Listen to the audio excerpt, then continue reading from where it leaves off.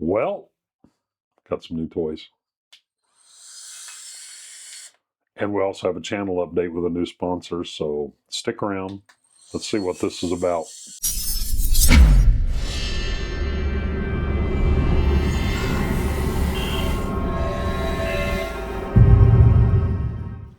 Welcome back, everybody. I'm Scott, Edge of 3D, and got a little bit of a channel update.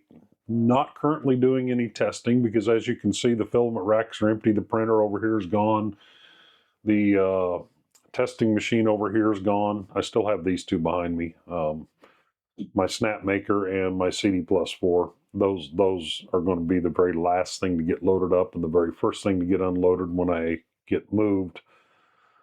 I will be at my new home, which is my old home prior to this home, 2 weeks from today when I'm filming this. And I'll give you a tour of the shop and everything there before I convert it.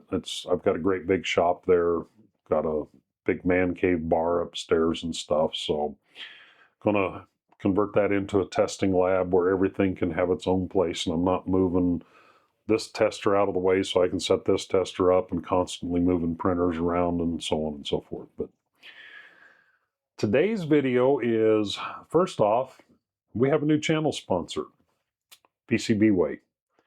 And I've known Elaine and her team at PCBWay for several years now. I was actually over in Shenzhen, China a few years back. Got to go on a tour of their factory.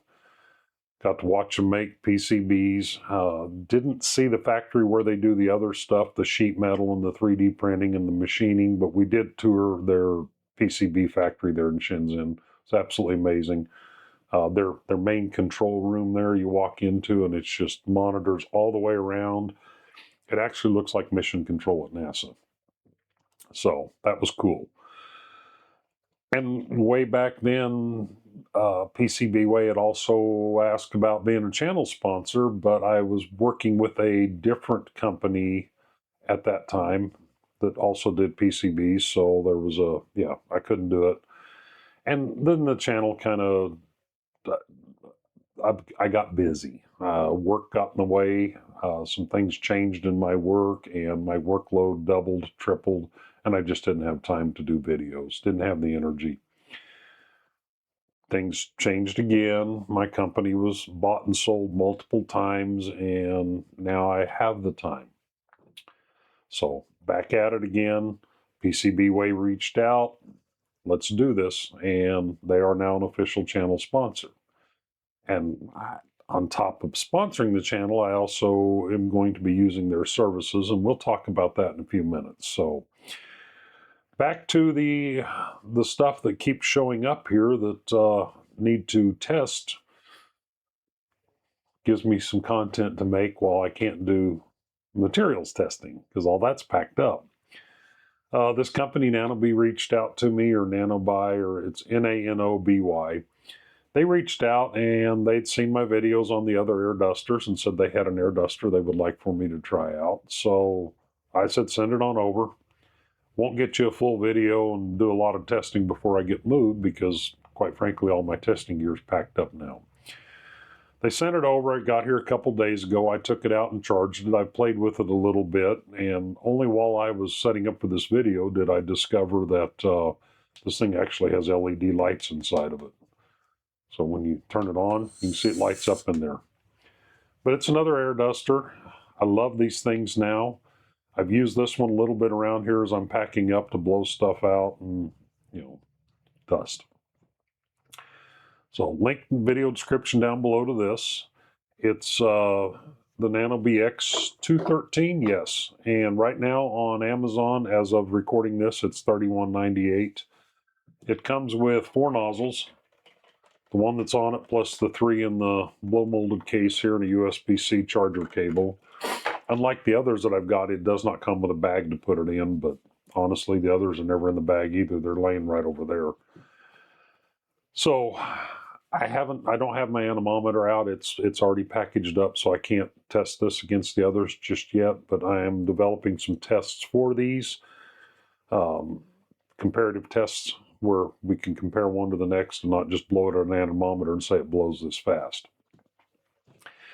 The next one that I I get emails every week, companies asking to collaborate, sponsor, stuff like that. Most of it's stuff that has nothing to do with this channel. Beauty products, at least 2 a day of these new AI model generation companies, Meshi and some others, and I mean just inundated with those, and those really aren't my wheelhouse.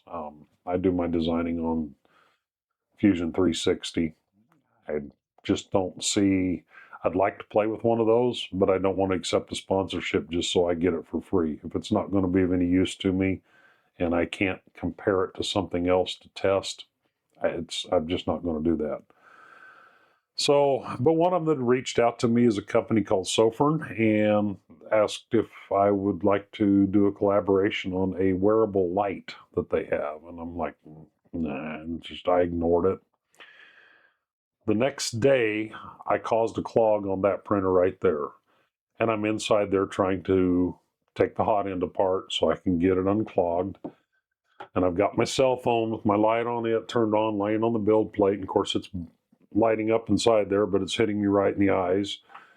And I'm thinking, I go back and find the email from these guys, and I'm like, yeah, let's take a look at this. So a little back and forth, and then they asked me what color I wanted, and based on the discovery of having a pink blower, which it's out of reach over there, and being able to find something that's not gray or black mixed in with all the gray and black on these workbenches, that one of their color options was orange. That's the one I had them send me, and this has showed up. What it is it's a light. This is the whole thing here. If I can get the camera to focus on it. It's a little cube, and it's magnetic. It's got a magnet embedded inside of it here. And it's got 3 different lights. So the first one is an RGB ring on there. I don't know what the purpose of that is. I guess if you're going to wear your light to a rave, you can have your RGB going. Or in the case of computers, the more RGB in the case, the faster the computer. So maybe that makes this light faster. But then it has a regular white LED, and that's the lowest setting right there. And you can see, you don't see it on the wall behind me. And I'm not going to point it right at the camera because it'll blow it out. But if I hold it down, it gets really bright, and you can see there behind me how well this thing lights up. And then the third light on it is a UV, which I'll point it at the camera. You really can't see it, but it'll really play havoc with the sensor on the camera. I don't know the purpose of the UV light. Maybe I need to study up on that. I have used this a little bit. I really wish I'd have had it when I was doing the beacon conversion on the CD, because that was a bit of work inside there in a very dark space. Or when I was doing the work, well, if I remember, I'll post the video up here, but my oven where I do my heat deflection testing, adding the PID controller to it and putting a light in there so that it would light up inside so that it could film it and get pictures and all that. Something like this would have been super handy. Magnetic, square, you can set it where you want it, you can prop it up on things, or it also comes with this adapter here, which has got a clip on it, and I've got the band through it, but if you wear a ball cap, you can clip that right on your ball cap. The light magnetically attaches to it, and then it'll be wherever you're looking. Or you can take the band, throw it on your wrist like this. If I can get it to tighten down, there we go. And clip the light on there, and the light's pointing wherever your hand is working at. So, Sofirn SE1, link in the video description down below. Today, right now on Amazon, it's $23.99 for the aluminum model, which is the one I have, and there's a coupon currently active for $19.99. So check those out in the video description down below. Now, the new channel sponsor, PCBWay. Let's just create more things for me to think about trying to make and add. So on top of being a channel sponsor, I also get to use some of their services, and they do PCBs. They do sheet metal, CNC, cutting, bending. You can even add welding to it, tapping, all that. So wheels are turning. The tensile tester enclosure that's all 3D printed, I'm thinking it's going to be metal next. And then all of the electronics inside, PCBs. So my original iterations was a small printed box to hold the power supply, and that was the only thing in there because it was small. That's the only thing that fit in there.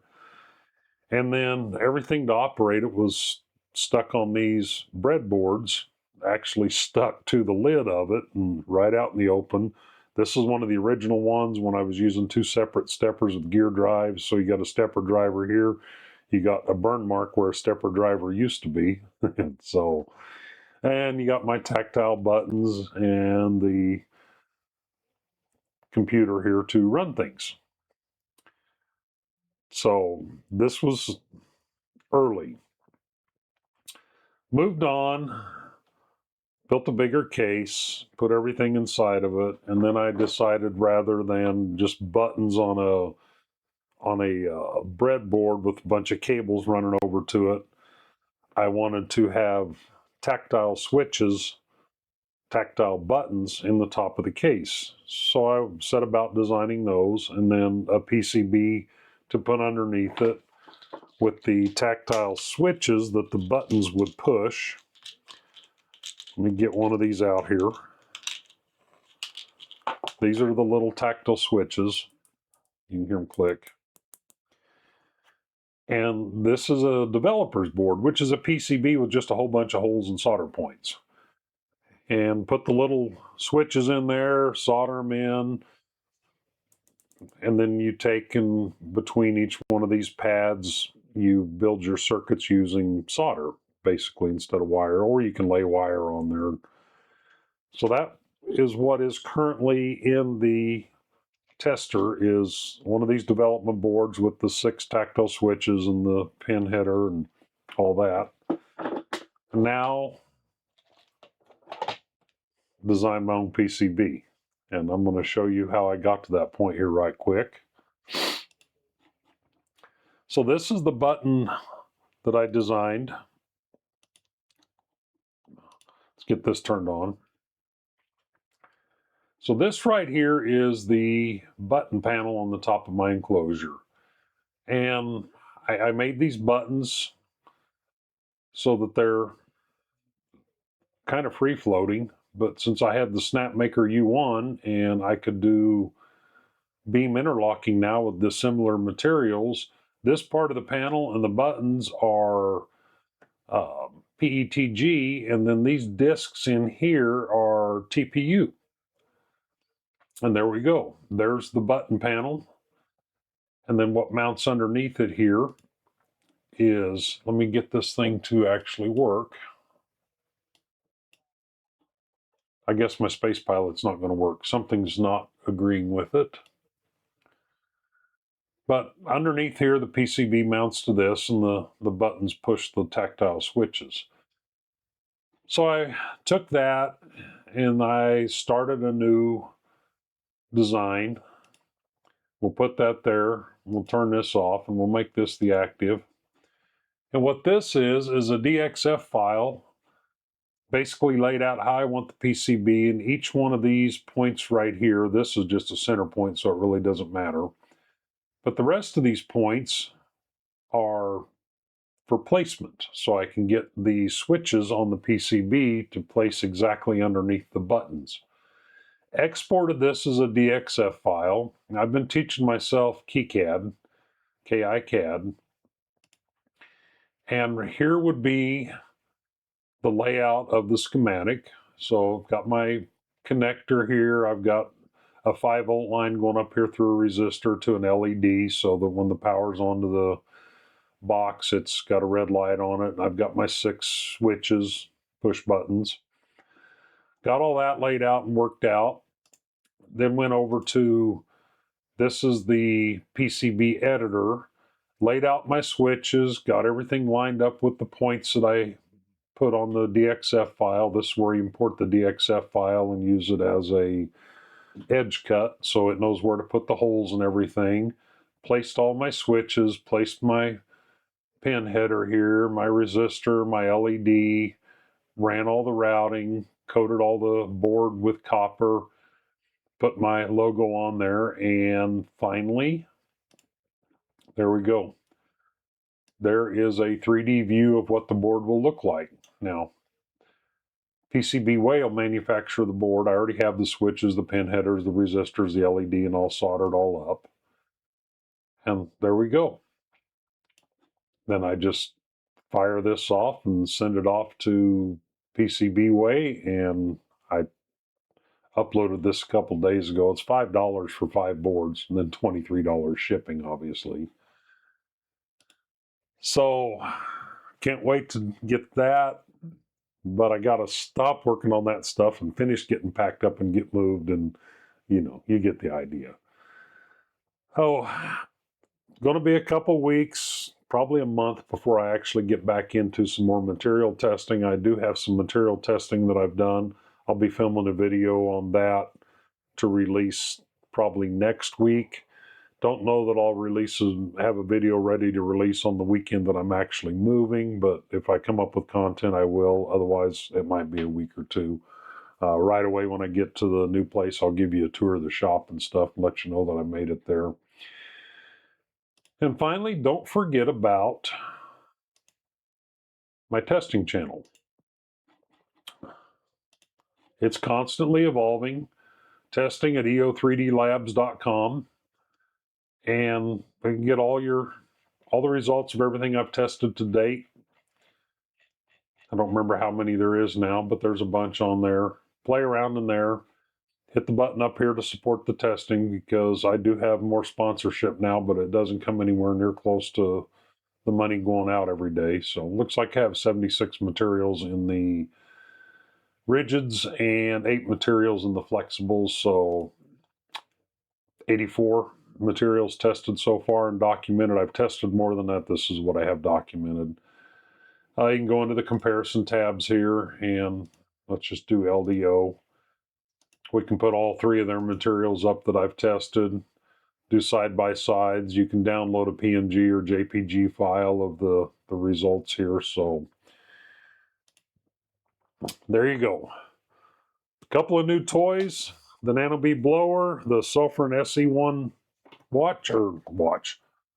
wearable light, new channel sponsor, PCBWay. All the links to everything down below. I appreciate each and every one of you that hang on this long, because I talk a lot. I don't say much, but that's what I do. Hit the thumbs up if you like it. Thumbs down if you don't. Drop a comment down below. That helps the algorithm. Hit that subscribe button. I'll pop it up here somewhere. And the bell icon when you want to be notified when I drop the next one. So bear with me here for about a month while I get moved and reestablished and get started back to materials testing, because I do have new materials that have showed up that need to be tested. Got some stuff that was sent over from Polymaker. Soriatex already shipped some stuff to my new place. JO has shipped some stuff to my new place. So rather than ship it here and me having to pack it up and move it, I just had them ship it there. So there's already stuff piling up there to work on as soon as I get there and set up. So as always, we'll catch you on the next one, and peace out.